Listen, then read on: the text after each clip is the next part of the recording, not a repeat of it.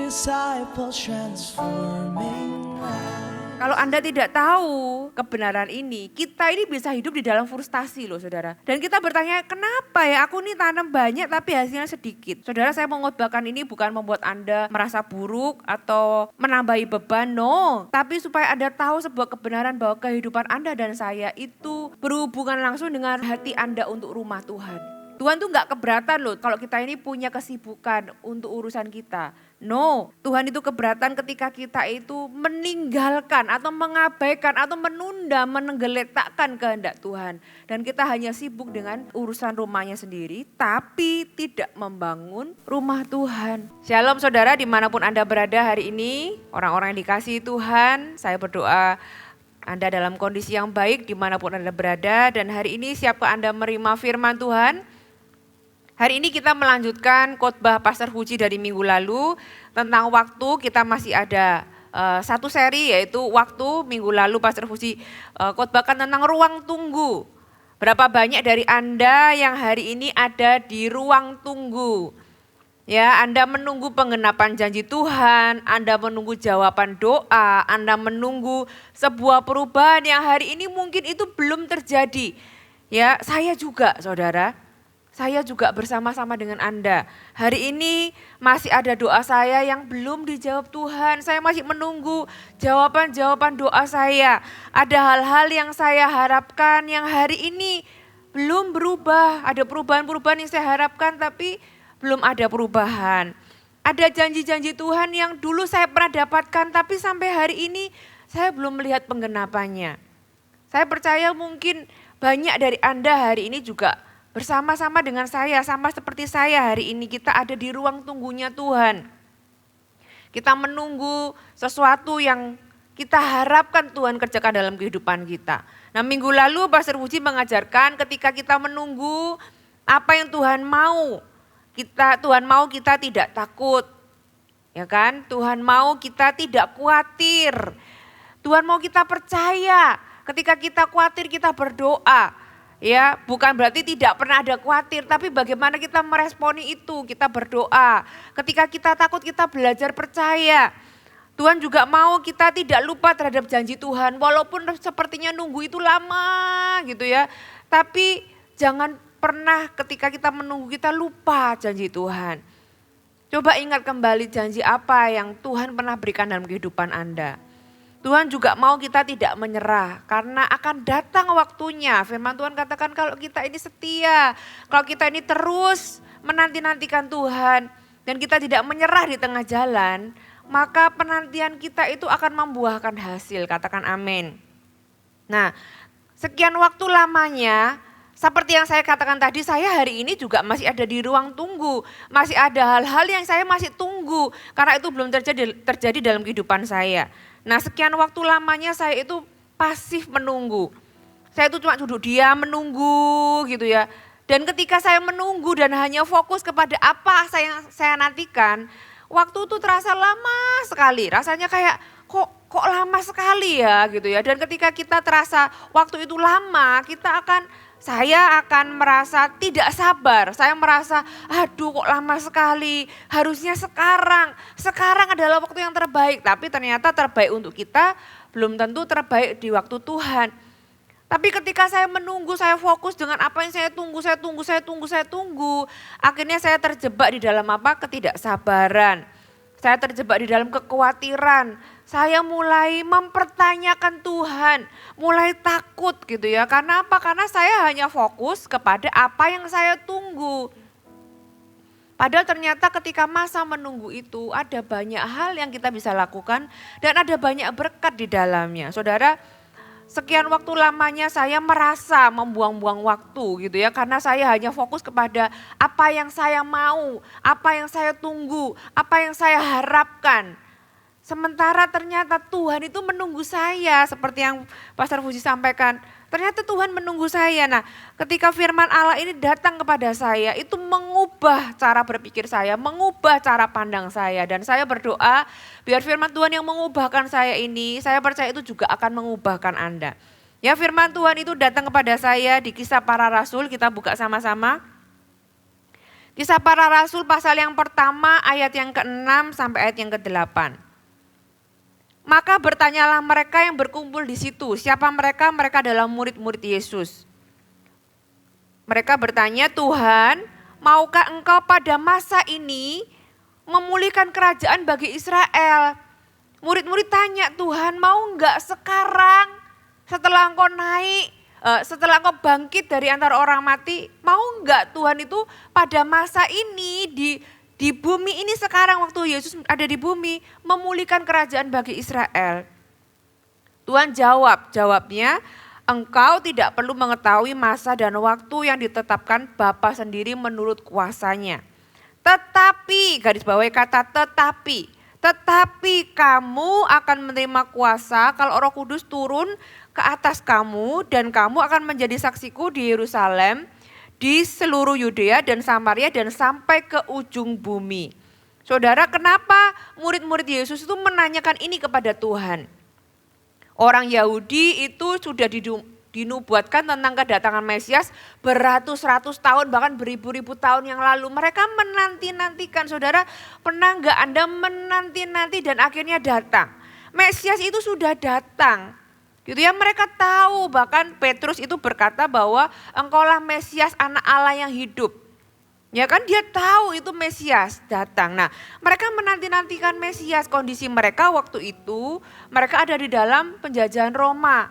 Saudara, mereka menanti-nantikan Mesias, berharap bahwa Tuhan itu memerdekakan, memulihkan kerajaan Israel kembali seperti kejayaan waktu zaman Daud, waktu zaman Salomo gitu ya. Mereka menanti-nantikan pemulihan kerajaan Israel.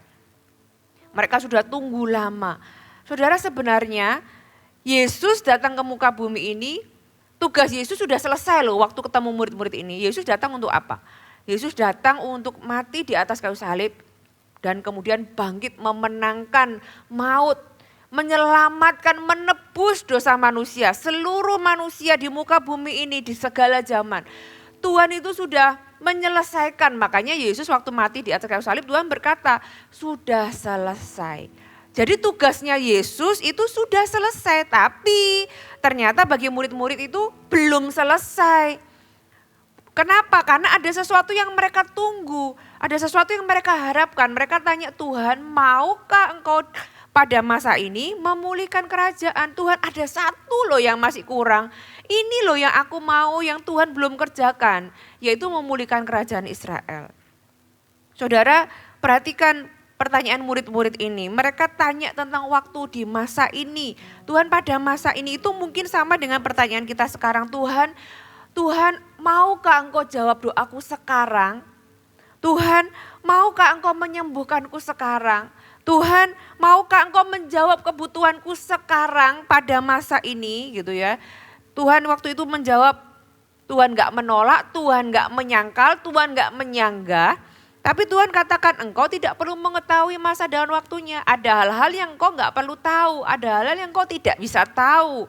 Tenang, itu sudah ada di dalam agendaku. Tuhan bilang, itu sudah ada di dalam kalendernya Bapa, ya, menurut kuasanya, menurut pengetahuannya, menurut kemahakuasaan dan kemahatauannya Tuhan, itu sudah ada di dalam agendanya Tuhan. Ya, Tuhan gak menolak. Tuhan cuma berkata itu sudah ada dalam agendaku, sudah ada dalam kalenderku, tapi kamu gak perlu tahu waktunya. Dan setelah itu Tuhan menjawab tetapi. Kata tetapi itu kayak orang itu berbalik arah. Berarti Yesus itu ngomong sebuah topik yang baru, tetapi Yesus itu mengalihkan pembicaraan. Yesus itu apa? Mengalihkan fokus. Karena apa? Fokus murid-muridnya adalah Tuhan, pulihkan aku, Tuhan kebutuhanku, Tuhan ini keinginanku, Tuhan aku ini keperluanku gitu ya. Tapi Tuhan itu mengalihkan fokus mereka, mengubah prioritas mereka dan menyampaikan apa yang lebih penting di masa ini gitu ya. Waktu itu di masa itu. Tuhan berkata tetapi ya, bukan itu tidak penting, tetapi untuk masa ini yang lebih penting atau yang urgent, fokusmu adalah kamu akan menerima kuasa kalau Roh Kudus itu turun ke atas kamu. Nah, ketika firman Tuhan ini datang kepada saya yang waktu itu menunggu dan hanya fokus kepada apa yang saya tunggu, saudara. Seperti menempelak, Tuhan berkata, pelajarannya adalah, hey, sekarang ini memang kamu menunggu, tapi sementara kamu menunggu, sekarang adalah waktu untuk melakukan kehendak Tuhan. Katakan amin. Yes, keperluanmu itu ada di dalam kalenderku. Doamu sudah aku dengar, Lena, gitu ya. Doamu sudah ada di dalam agendaku. Tapi hari ini ketika itu belum terjadi, tetapi hari ini kalau kamu itu tahu kehendakku, lakukan kehendakku. Saudara, firman Tuhan ini mengubahkan saya ketika saya dapat firman Tuhan ini, saya langsung, ya Tuhan, selama ini saya sepertinya sudah buang-buang waktu. Oke Tuhan, hari ini kehendak Tuhan itu yang aku jalankan. Saya tahu saya masih menunggu, tapi menunggu tidak berarti saya hanya diam menunggu. Ternyata Tuhan menunggu saya. Saya memutuskan untuk sekarang adalah waktunya melakukan kehendak Tuhan. Ya, kita buka lagi Yohanes pasal yang keempat ayat yang ke-35. Ini adalah sebuah cerita ketika Yesus bertemu dengan perempuan Samaria. Ya, kalau saudara bisa baca perikopnya di situ, Yesus bertemu dengan perempuan Samaria di siang bolong. Dia datang sendirian karena nggak mau ketemu siapa-siapa, karena dia nggak mau, dia malu dengan identitasnya. Dia adalah seorang yang sudah menikah 4 kali dan sekarang tinggal dengan pria yang lain, gitu ya. Yesus itu lelah kondisinya, Yesus itu capek. Dia duduk di situ karena dia terlalu lelah. Murid-muridnya pergi membeli makan karena Yesus sudah nggak kuat lagi. Sudah, aku tunggu di sini ya, kalian beli makan nanti kembali. Ternyata selama Yesus itu menunggu murid-muridnya, ya Yesus pun menunggu loh saudara. Yesus menunggu murid-muridnya membeli makan, ternyata dia ketemu dengan perempuan Samaria ini. Yesus bercakap-cakap dan singkat cerita perempuan Samaria ini memberikan dirinya, bahkan bertobat, dan gak cuma dia yang bertobat, kita tahu ceritanya seluruh kampung Samaria di mana dia tinggal itu bertobat gara-gara perempuan Samaria yang satu ini. Nah, ketika murid-murid itu kembali membawa makanan, ya Tuhan itu bilang, bukankah kamu mengatakan 4 bulan lagi tibalah musim menuai. Tetapi aku berkata kepadamu, lihatlah sekelilingmu dan pandanglah ladang-ladang yang sudah menguning dan matang untuk dituai. Saudara, kenapa Tuhan katakan itu? Sebenarnya 4 bulan lagi tibalah musim menuai, itu adalah sebuah quote, gitu ya, sebuah kata-kata bijak di masa itu yang cukup terkenal, yang digunakan untuk membuat orang itu sabar menunggu. Ya. Kenapa? Karena antara jarak dari orang itu menabur sampai orang itu menuai, petani itu menuai, itu ada jarak 4 bulan. Seolah-olah gini loh, ya quote itu berkata atau kalimat pepatah itu berkata bahwa yuk kamu gak bisa lakukan apapun selain menunggu. Engkau sudah menabur, ya untuk kamu menuai kamu harus tunggu. Nah, tapi kenapa Tuhan itu katakan memakai quote ini? 4 bulan lagi tibalah musim menuai, tapi aku berkata kepadamu, lihat sekelilingmu dan pandanglah ladang-ladang sudah menguning dan matang untuk dituai. Karena konteksnya adalah waktu itu Yesus setelah mempertobatkan perempuan Samaria ini. Buat Yesus menunggu itu tidak diam. Ketika dia lihat perempuan Samaria, dia nggak berpikir gini, aku ini hanya dipanggil untuk domba-domba Israel. Kita tahu ayat yang lain berkata, aku ini hanya dipanggil untuk domba-domba Israel. Ya kan, kita tahu tadi, kita baca tadi, ketika Roh Kudus turun ke atas murid-murid, kok akan jadi saksiku di Samaria, gitu kan, di Yerusalem, Yehuda, Yudea dan Samaria. Tuhan gak berpikir, oh Samaria itu nanti, kan menuainya itu masih nanti. Makanya dia pakai quote 4 bulan lagi. Dia bisa berpikir bahwa orang Samaria itu nanti yang mempertobatkan adalah murid-murid setelah aku naik ke surga. By the way, sekarang aku lagi lelah, lagi capek gitu kan. Aku lagi gak kepengen nginjil, gak kepengen mempertobatkan orang, lagi capek untuk pergi cari makan aja saya kecapean gitu kan. Tapi buat Yesus ketika melihat seseorang yang belum mengenal Tuhan, melihat seseorang yang butuh juru selamat, Tuhan gak tunggu nanti. Tuhan gak berpikir bahwa aku ini hanya dipanggil untuk orang Israel.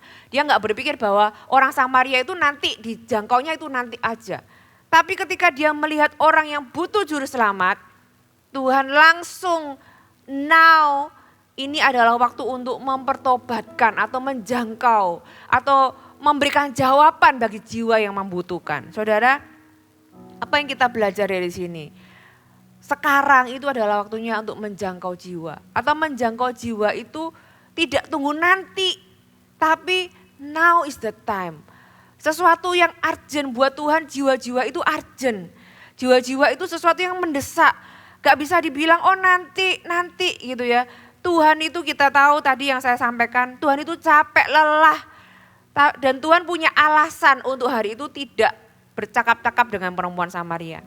Tapi kalau untuk jiwa-jiwa, Tuhan itu gak nunggu nanti. Tuhan itu agendanya itu sekarang. Saudara, dari sini saya juga belajar. Ternyata ketika Tuhan menunggu, dia menunggu urusannya kan, urusan perut gitu kan, karena Tuhan lapar. Tuhan nunggu murid-muridnya beli makanan, belum kembali. Sementara dia nunggu, dia juga lelah. Kalau kita lelah, kalau kita lagi capek, kita mungkin gak punya energi ya untuk ngomong sama orang, bahkan untuk menginjil gitu ya. Tapi bagaimana kita belajar ketika kita itu ada di sebuah kondisi menunggu. Ternyata kita tetap bisa melakukan kehendak Tuhan. Kita tetap bisa menginjil, bahkan ketika kita sedang lelah, ketika kita sedang memerlukan sesuatu, tapi itu belum datang. Ketika ada orang yang dikirim ke dalam kehidupan kita, sekarang itu adalah waktunya untuk menjangkau. Sekarang adalah waktunya memberikan jawaban kepada orang-orang yang membutuhkan. Katakan amin. Bagaimana Tuhan melihat waktu? Kita buka lagi Hagai pasal yang pertama, ayat yang pertama sampai ayat yang keempat. Pada tahun kedua zaman Raja Darius dalam bulan yang ke-6 pada hari pertama bulan itu datanglah firman Tuhan dengan perantaraan Nabi Hagai kepada Zerubabel bin Shealtiel, kepada Yehuda dan kepada Yesua bin Yosadak imam besar bunyinya.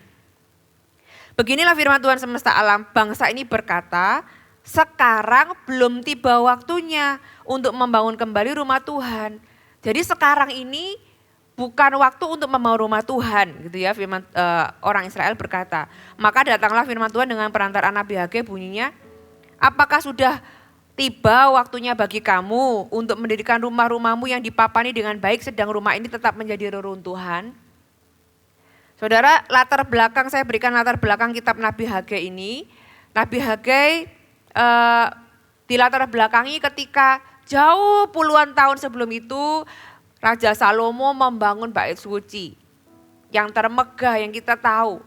Tapi karena Salomo itu meninggalkan Tuhan dan setelah Salomo tidak meninggal, bangsa Israel itu menyembah Allah yang lain. Bait Allah itu diinvasi gitu ya, diserang, bangsa Israel itu diserang oleh Babel dan sampai rumah Tuhan bait suci itu dihancurkan, saudara. Dan gak cuma itu, orang Israel itu dibawa ke pembuangan.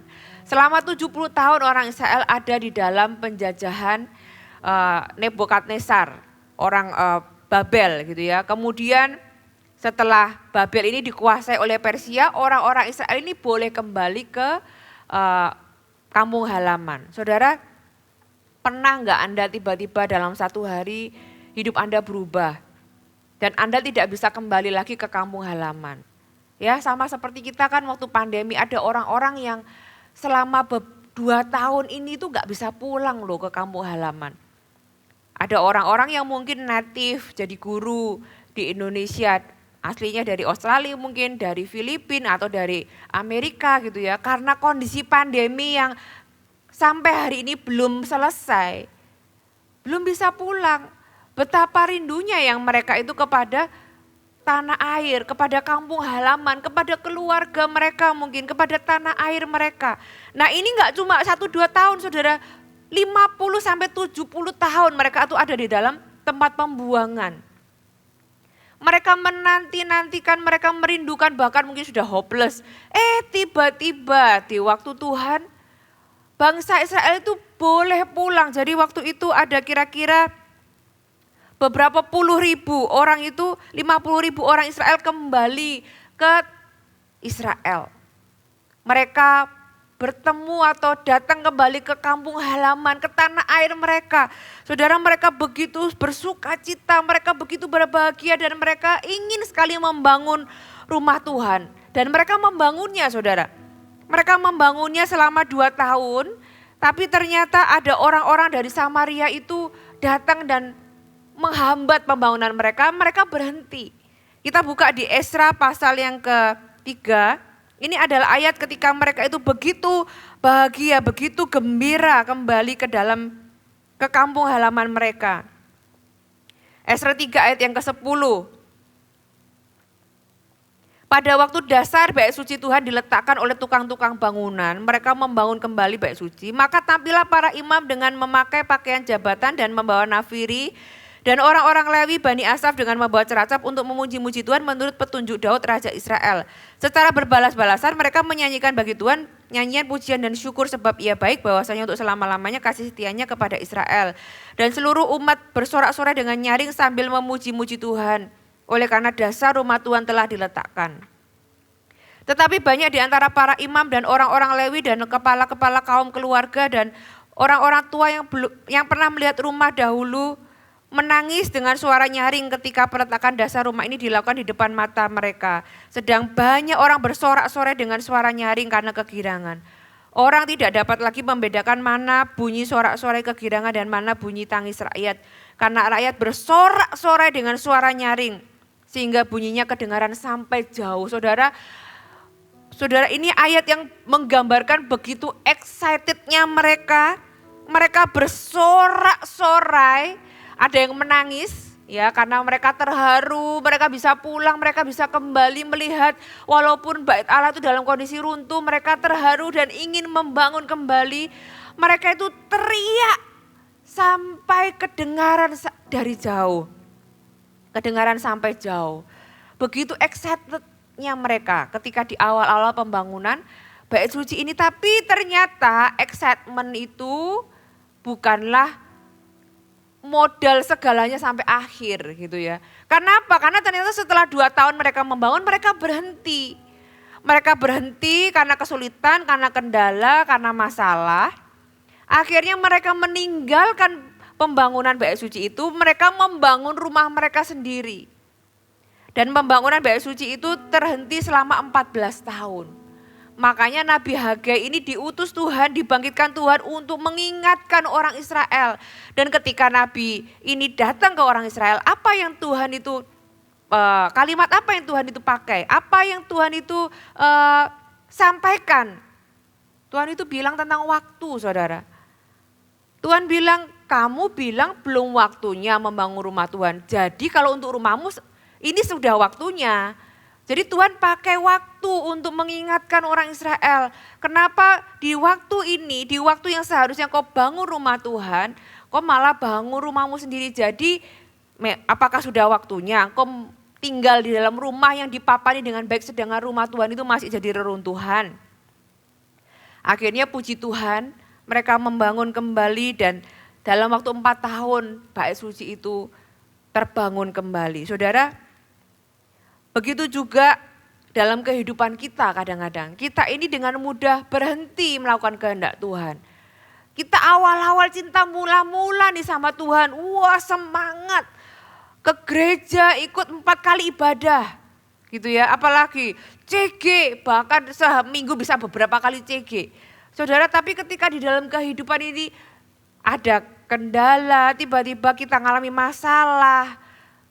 Tiba-tiba ada hal-hal yang kita gak bisa lakukan. Atau kita tuh ngalami doa yang belum dijawab. Bahkan ada hal-hal yang sebaliknya yang terjadi dalam kehidupan kita. Kita berhenti. Saudara, dan gak cuma berhenti. Orang Israel ini mereka membangun rumah mereka. Mereka punya tujuan yang baru. Makanya Tuhan memakai Nabi Hagai untuk memanggil mereka kembali. Membangun rumah Tuhan. Nah, perhatikan ayat ini. Kita kembali ke Hagai. Hagai pasal yang pertama, ayat yang kelima. Oleh sebab itu beginilah firman Tuhan semesta alam. Kalau kita ini salah di dalam penggunaan waktu kita, ya kan? Tuhan bilang perhatikanlah keadaanmu. Hari ini saya mau ajak Anda memperhatikan keadaan Anda. Perhatikan keadaanmu, itu diulangi lagi di Hagai pasal yang pertama ayat yang ke-10. Dikatakan perhatikanlah keadaanmu, diulangi lagi. Ayat yang ke-7 saudara. Beginilah firman Tuhan semesta alam, perhatikanlah keadaanmu.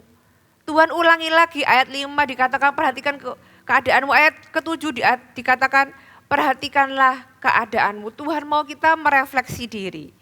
Tuhan mau kita melihat kondisi kita dan memperhatikan kehidupan kita. Tapi saya bersyukur saudara ya, saya bersyukur saya di sini dengan Pastor Fuji mengembalakan jemaat di Jabodetabek. Selama masa pandemi ini saudara, kita punya banyak kendala. Kita punya kehidupan kita tiba-tiba berhenti gitu ya, jadwal kita tiba-tiba berhenti. Banyak hal itu mengalami kendala.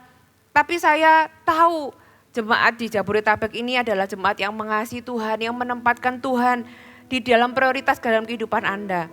Dan saya melihat Anda yang di dalam banyak kendala, nggak bisa ketemu, tetap aktif CG, tetap aktif melayani dengan apa yang bisa dilayani, tetap aktif bahkan memberikan persembahan kepada Tuhan, saudara. Dan saya bersyukur dan saya bangga punya jemaat seperti Anda di Jabodetabek. Saya percaya itu karena Anda tahu firman Tuhan ini, karena Anda tahu bahwa kehidupan Anda itu berhubungan langsung dengan rumah Tuhan. Kehidupan Anda itu ada hubungannya dengan pekerjaan Tuhan. Tapi saya juga tahu ada orang-orang yang gak mengerti kebenaran ini. Ada orang-orang yang mungkin bergumul di dalam kehidupannya dan punya pertanyaan. Kenapa ya ada hal-hal yang tidak bekerja dengan maksimal di dalam kehidupanku?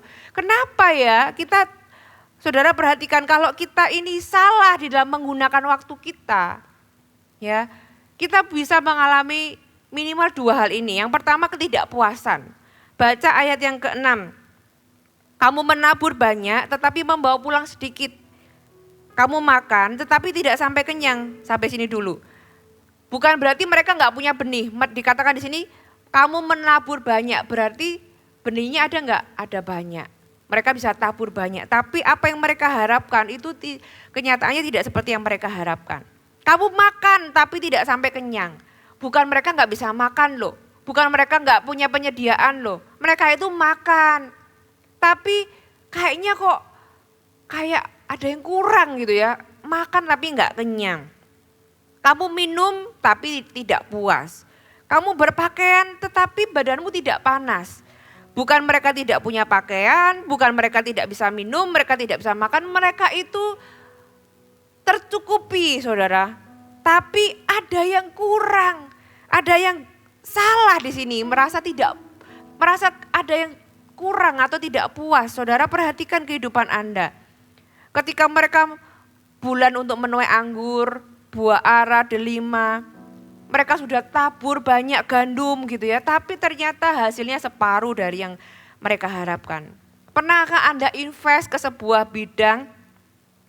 Anda invest banyak kenapa? Karena Anda berharap hasilnya banyak, betul enggak? Kalau orang enggak berharap atau tidak tahu bahwa atau ini enggak menjanjikan, enggak mungkin orang itu nabur banyak. Tapi orang itu invest, orang itu menabur banyak karena dia tahu bahwa seharusnya tanah ini bisa menghasilkan berlipat-lipat kali ganda. Tapi ternyata orang sudah invest bukannya menguntungkan, tapi malah cuma dapatnya sedikit. Harusnya ini bisa 100 kali lipat, tapi ternyata cuma 2 kali lipat. Atau 10 kali lipat. Harusnya bisa menguntungkan, lah kok malah rugi. Anda mengharapkan banyak, tapi ya didapat sedikit. Saudara di sini perhatikan ketika di dalam pemakaian waktu kita ini mengabaikan ya seperti orang Israel. Mereka punya tujuan yang baru dan meninggalkan atau mengabaikan pekerjaan Tuhan. Ada banyak dalam kehidupan kita ini akan bekerja dengan tidak maksimal. Mereka tetap bisa makan, mereka tetap bisa minum, mereka tetap bisa punya pakaian. Tapi mereka enggak kenyang, mereka tetap haus dan mereka tidak hangat dikatakan. Menabur banyak, menuai sedikit. Saudara, mereka dapat menyelesaikan apa yang mereka mau buat. Mereka membangun rumah loh saudara, makanya Tuhan bilang kamu punya rumah yang dipapani dengan baik. Tapi mereka merasa kayak rumah ini pun tidak memuaskan gitu ya. Ketika kita ini tidak ada di dalam poros kehendak Tuhan, di dalam waktu kita, memakai waktu kita, ada sesuatu yang missing di dalam kehidupan kita. Ada ketidakpuasan, ada sesuatu yang lobang di dalam kehidupan kita. Perhatikan ayat di Lukas pasal yang ke-6, ayat yang ke-38a. Firman Tuhan kan bilang, kalau Tuhan memberkati kita tuh kayak gini. Berilah maka kamu akan diberi. Istilahnya menabur maka kamu akan menuai. Satu takaran yang baik, yang dipadatkan, yang digoncang, dan yang tumpah keluar yang akan dicurahkan ke dalam ribaanmu. Nah berkat Tuhan tuh harusnya kayak gini kalau kita tuh dalam poros kehendak Tuhan. Jadi ribaannya itu atau lumbungnya itu enggak bolong gitu ya. Tapi bahkan digoncang supaya padat. Bahkan sudah padat pun tuh masih lebih-lebih. Nah kalau di sini di Hagai tadi dikatakan, kita baca lagi di ayat yang ke-6. Ya, yang terakhir, ayat yang terakhir, dan orang yang bekerja untuk upah, dia bekerja untuk upah yang ditaruh dalam pundi-pundi yang berlobang. Jadi dapat sih, pemasukan ada sih, tapi bolong. Kalau Anda punya beras, dikasih satu tempat, terus tempatnya itu bolong, itu bentuknya kayak apa? Cekung. Dia akan cekung, beda dengan apa yang dikatakan di Lukas 6 tadi. Digoncang. Itu gak akan bocor, tapi malah padat. Dan gak cuma padat, malah bisa tumpah keluar karena berlebih-lebihan. That's how God bless us. Harusnya demikianlah Tuhan itu memberkati kita. Kalau kita itu melakukan kehendak Tuhan di dalam pemakaian waktu kita. Nah, saudara, orang-orang ini, bangsa Israel sibuk membangun rumah mereka sendiri. Sibuk membangun mimpi mereka sendiri. Ya, enggak ada yang salah, tapi kesalahan mereka adalah ketika mereka mengabaikan rumah Tuhan. Saudara, saya mengkhotbahkan ini bukan membuat Anda merasa buruk atau menambahi beban, no. Tapi supaya Anda tahu sebuah kebenaran bahwa kehidupan Anda dan saya itu berhubungan dengan hati Anda untuk rumah Tuhan. Ya, hati Anda dengan pekerjaan Tuhan. Itu menghasilkan kehidupan di dalam kehidupan kita. Kalau Anda tidak tahu kebenaran ini, kita ini bisa hidup di dalam frustasi loh saudara.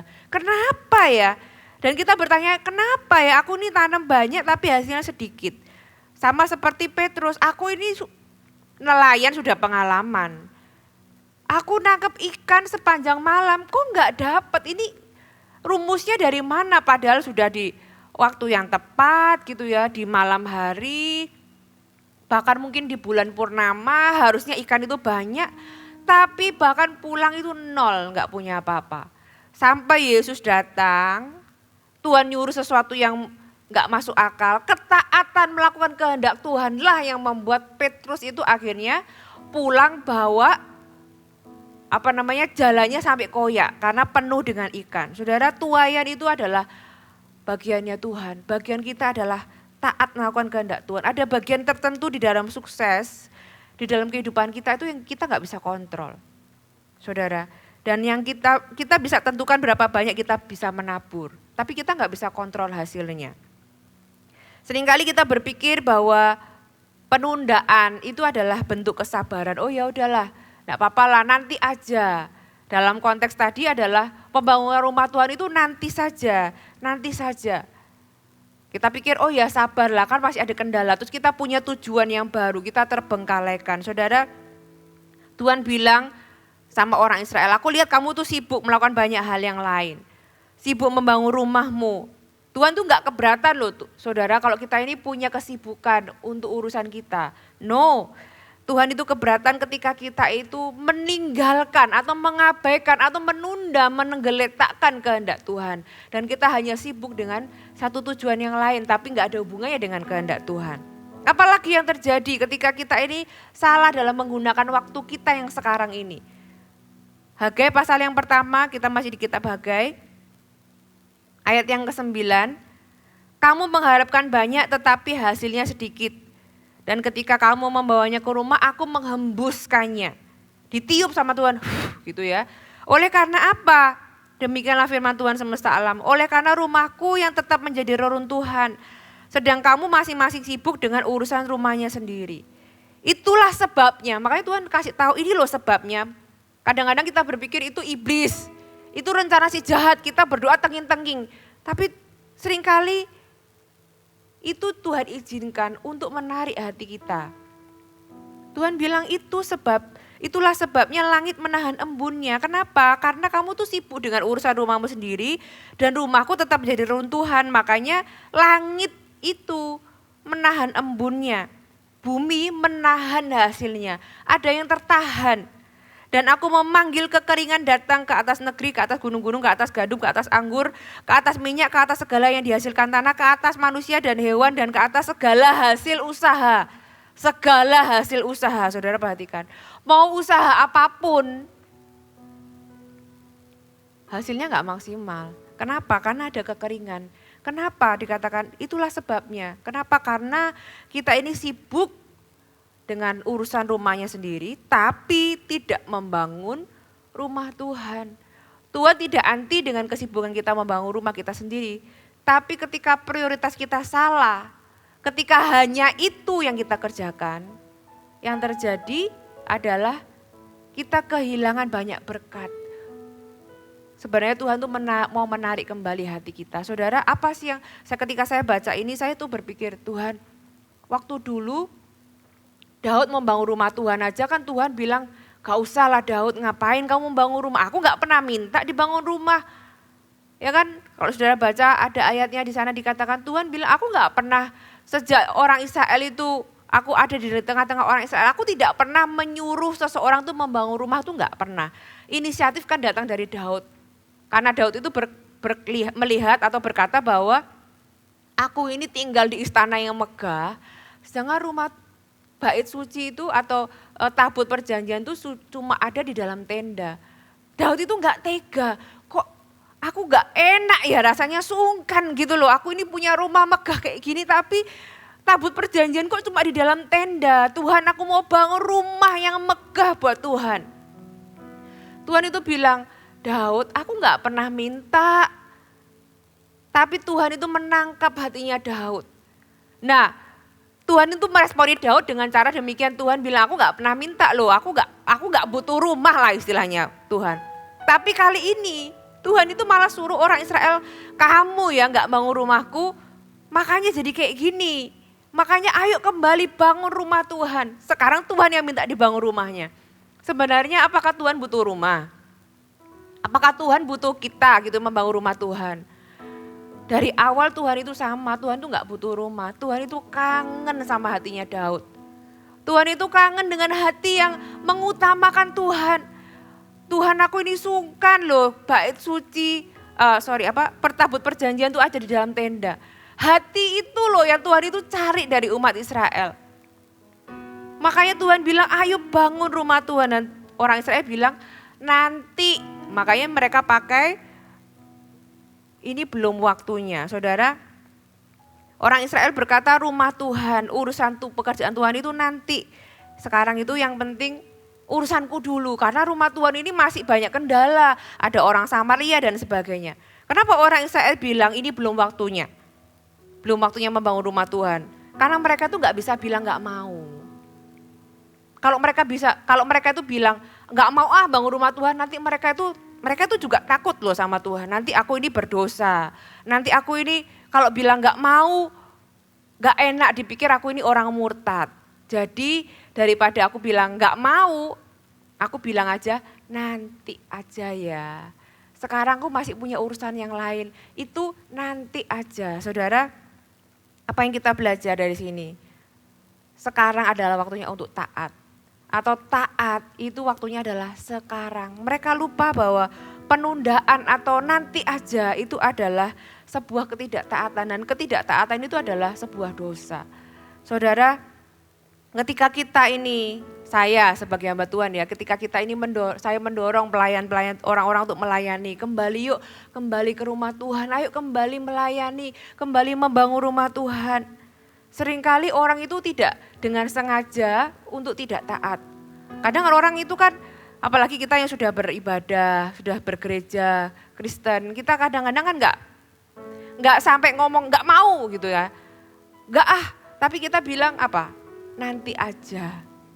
nanti aja, saya masih ada urusan yang lain. Atau kita kadang-kadang tidak dengan sengaja memutuskan untuk tidak mau taat. Enggak sengaja sih, kadang-kadang memang hidup itu menempatkan kita dalam sebuah situasi yang tidak mudah sehingga bukan kita tuh enggak mau taat. Tapi ya kondisinya memang belum memungkinkan. Saudara, saya tahu dan saya yakin orang-orang yang hari ini menahan diri dari maksudnya tidak mau sungguh-sungguh atau belum mau bertobat.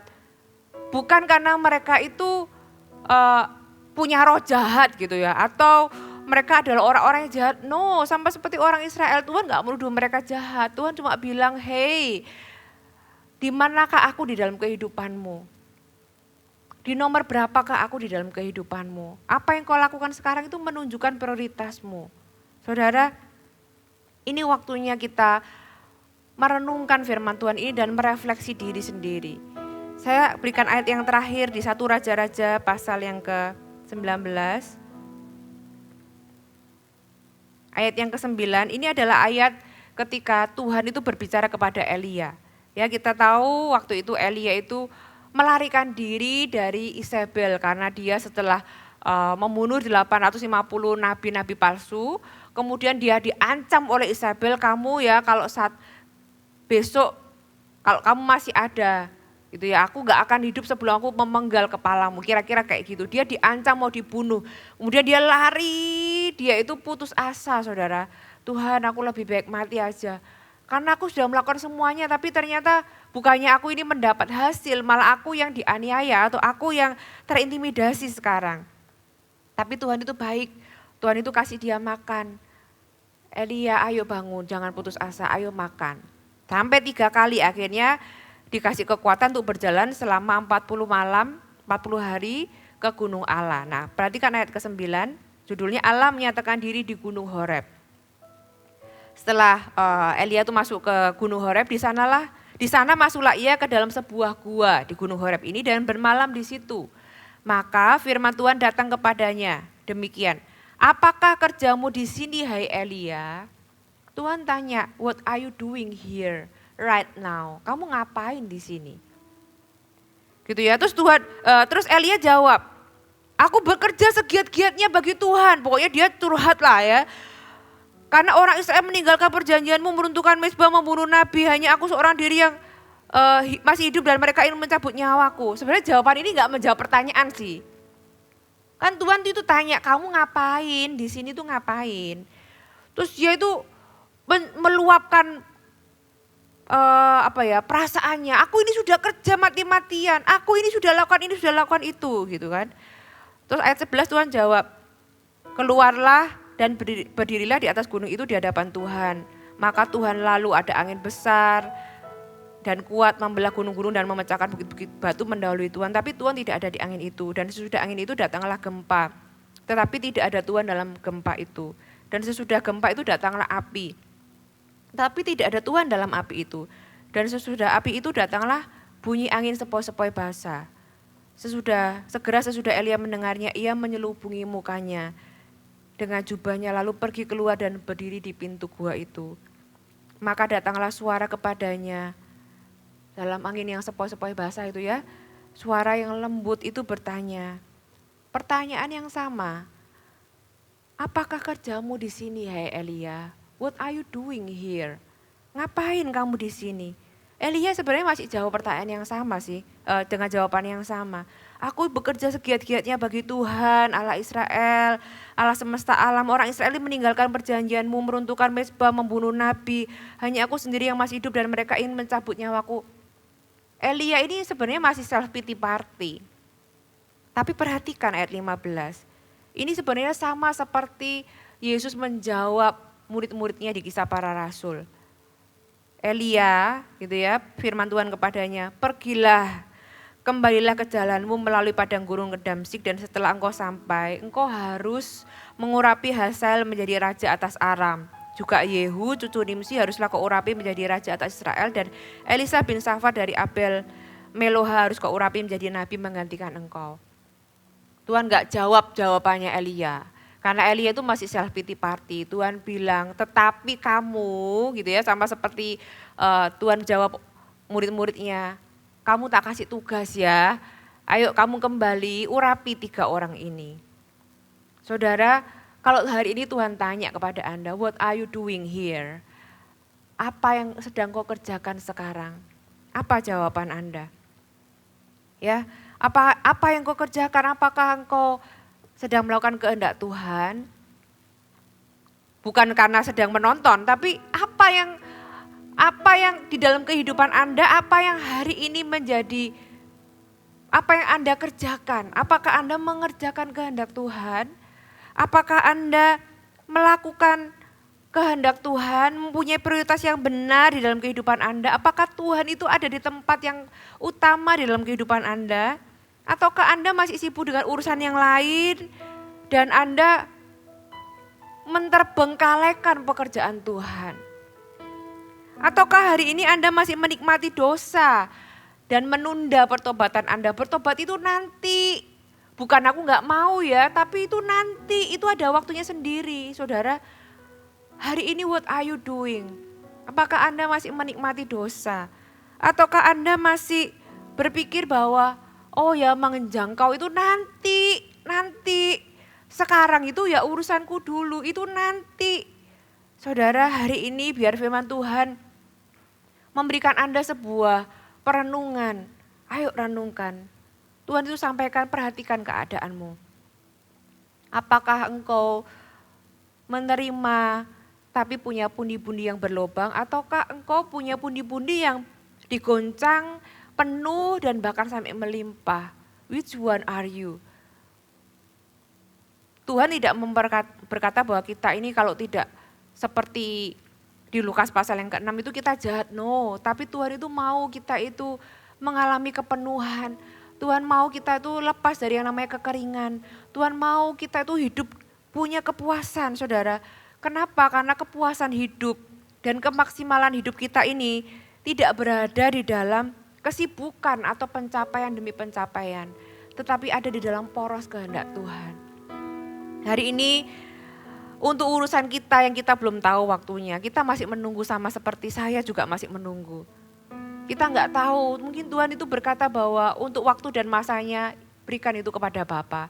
Tetapi sekarang, selain kita percaya dan menyerahkan kehidupan kita ke tangan Tuhan, kita menerima tugas dan melakukan kehendak Tuhan. Amin.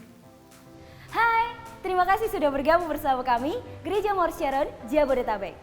Sebagai gereja Tuhan, adalah kerinduan bagi kami untuk melihat Anda terus bertumbuh di dalam pengenalan akan Tuhan dan mengalami perubahan hidup.